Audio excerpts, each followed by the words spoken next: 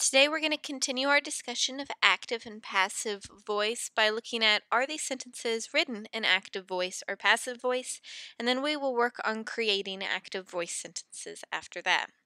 So here we have, at the aquarium, SpongeBob SquarePants hugged a dolphin. So the best way to figure out if something is active or passive voice is to first locate your subject. So here we have SpongeBob SquarePants is the subject of our sentence, and our verb is hugged. So SpongeBob SquarePants hugged. What did he hug? A dolphin. Because SpongeBob is the one who is doing the hugging, this is considered active voice because he is the actor doing the action. In this sentence, the posters will be signed by Professor Moody after his performance. The posters are our subject, will be signed are our verbs, and then by Professor Moody. Now here, technically, Professor Moody is the one who does the signing, but because the subject of our sentence is the posters, this is written in passive voice because the posters are receiving the signing. The motorcycles are repaired by President Snow every month.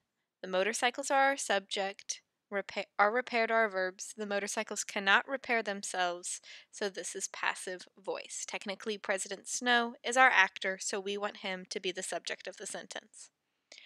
I enjoyed Peter Pettigrew's Broadway performance last night. I, the subject, did the enjoying, so this is active. The photos of the dance are being taken by Peter Malark. The photos of the dance are our subject. Are being taken is our verb. The photos technically receive the act of being taken, so this is passive. So now let's work on creating active voice sentences. Now this one's going to require you to do some dragging and dropping. And the hardest part about this one is making sure you still keep the tense correct. So here we have, Sarabi's birthday cake will be baked by me. Now that means that the person has not yet baked it, so we have to keep that in mind. Now, the birthday cake will be baked. This means that this sentence is written in passive voice, so we want to change it to active. So the person who's actually baking the cake, is me, or what's going to be I. Then we want to move our verb before our object, so I will bake, because I haven't done it yet, the birthday cake. We don't need this word by, so it just goes down here, and we hit submit.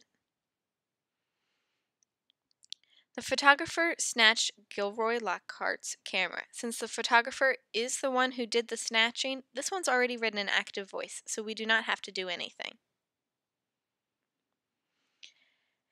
Eowyn's limousine is driven by me. So this is much like our first one. Technically, I do the driving of the limousine.